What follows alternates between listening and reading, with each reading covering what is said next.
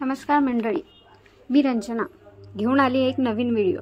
तुळशी विवाह कसे करायचे, त्याची पूजा विधी काय आणि त्याला लागणारे साहित्य काय ते पाहूया। सर्वप्रथम एक चौरंग घेऊन त्यावर लाल कपडा टाकायचा आहे। एक छोटा डब्बा घेऊन त्यावर मी तुळस ठेवली आहे, जेणेकरून मी साडी नेसवल्यावर ती थोडी उंच दिसेल। सर्वप्रथम मी त्या तुळशीला एक लाल कपडा असा गुंडाळलेला आहे। तुमच्याकडे जे असेल ते तुम्ही गुंडाळू शकता, जेणेकरून ती साडी जरा चोपून येईल। तर अशा प्रकारे तुम्ही व्हिडिओमध्ये बघू शकता मी कसं पिनअप वगैरे केलेला आहे।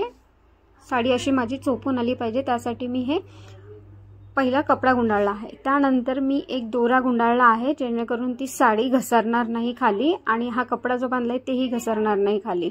तर एक आपल्याकडे नाडी वगैरे असेल किंवा दोरा असेल चांगला, तर तो तुम्ही बांधून घ्यायचा आहे तुळशीला। तर अशा प्रकारे आपण सर्वप्रथम ही तयारी करून घ्यायची आहे। त्यानंतर आता आपण तुळशीला साडी नेसूया। त्याआधी मी पदर इथे लावून घेतला आहे।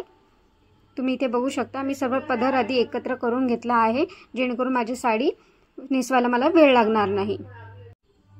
तर अशा प्रकारे मी पदर रेडी केलेला आहे।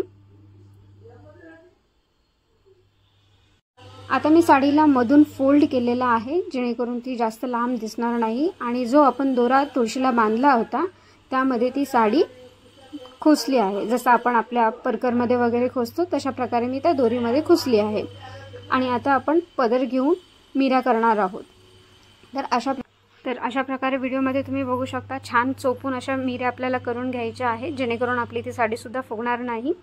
तुम्ही इथे बघू शकता माझा मिऱ्या वगैरे सेट झालेला आहेत। मी पदर असा समोर घेतलेला आहे, जेणेकरून थोडा लुक चेंज होईल। इथे माझी साडी नेसून तयार आहे। आता आपण तुळशीला नवरीसारखं तयार करायचं आहे। साडी नेसून झाल्यानंतर तुमच्याकडे जे पण दागिने असतील, जेही काही ज्वेलरी असेल ते तुम्ही तुळशीला घालायचं आहे, जेणेकरून तिचा नवरीसारखा लुक येईल। तर माझ्याकडे जे पण काही ज्वेलरी होती मी ते इथे तुळशीला वापरली आहे। इथे बघू शकता तुम्ही किती सुंदर लुक आलेला आहे। अशा प्रकारे तुम्ही तुळशीला ज्वेलरी, त्याच्यानंतर तुमच्याकडे नथ असेल, हिरव्या बांगड्या आपण तुळशीला अर्पण करायच्या आहेत। त्यानंतर आपल्याकडे लाल चुनरी असेल तर तेही, कारण आपली नवरी आहे म्हटल्यानंतर लाल चुनरी ही असलीच पाहिजे। तर अशा प्रकारे इथे तुम्ही बघू शकता माझी तुळस लग्नासाठी तयार आहे। तुळशीला तयार केल्यानंतर त्यांची पूजा कशी करायची आता आपण ते बघूया। तर सर्वप्रथम इथे साहित्य बघा मी काय काय घेतलेलं आहे। साहित्यासाठी मी आणखीन एक व्हिडिओ बनवला आहे, ते तुम्ही नक्की बघा। तर आता सर्वप्रथम आपण दीप पूजन करायचे आहे। त्यासाठी तुम्ही तेलाचा किंवा तुपाचा दिवा घेऊ शकता। दिवाला हळद कुंकू वाहून फूल वाहायचं आहे।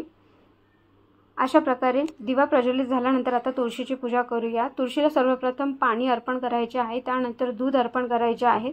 तुळशीला हळद कुंकू वाहून अक्षता वाहायचे आहेत। त्यानंतर तुळशीला फुलं अर्पण करायची आहेत। धूप दीप जे पण तुमच्याकडे असेल ते सुद्धा दाखवायचं आहे। त्यानंतर मी लाल दोरा आहे माझ्याकडे, ते देवीला बांधला आहे आणि त्यानंतर पिवळा दोरा देखील देवीला बांधायचा आहे। तर अशा प्रकारे देवीची पूजा करायची आहे। त्यानंतर देवीला हिरवा चुडा भरायचा आहे, आपली लाल चुनरी ओढायची आहे। हे सर्व झाल्यानंतर आता आपण आपल्या बाळगोपाळची पूजा करूया। सर्वप्रथम कलश स्थापना करून घ्यायचा आहे। त्यानंतर आपण गणपतीची मूर्ती म्हणून सुपारीची स्थापना करणार आहोत। तर इथे सुपारीचा अभिषेक करून घेतला आहे आणि बाळगोपाळचा पण अभिषेक करून घेतला आहे। इथे मी सुपारीला विड्याच्या पानावरती मांडून त्यांची पूजा केलेली आहे। त्याचं गणपतीचं प्रतीक म्हणून सर्वप्रथम आपण सुपारीची पूजा केली आहे। त्यानंतर बाळगोपाळची मूर्ती घेऊन, जे आपण इथे तुम्ही शालीमारही घेऊ शकता किंवा कृष्णाची मूर्ती घेऊ शकता किंवा विष्णूचीही घेऊ शकता। आपण वर वधू असं करण्यासाठी आपण बाळकृष्ण घेतो आहोत आणि वधू आपली तुळस आहे।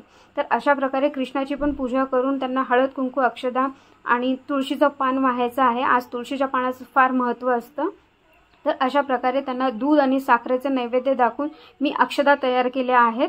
त्या अक्षदा त्यांना वाहायच्या आहेत आणि दोघांच्या मध्ये एक पांढरा कपडा अंतरपाठ म्हणून ठेवायचा आहे आणि आपल्या मंगळाष्टक म्हणायच्या आहेत। अष्टका झाल्यानंतर आरती करून घेतली आहे आणि सर्वांना प्रसाद वाटायचा आहे। तर अशा प्रकारे तुम्ही घरच्या घरी तुळशीचं लग्न लावू शकता। धन्यवाद।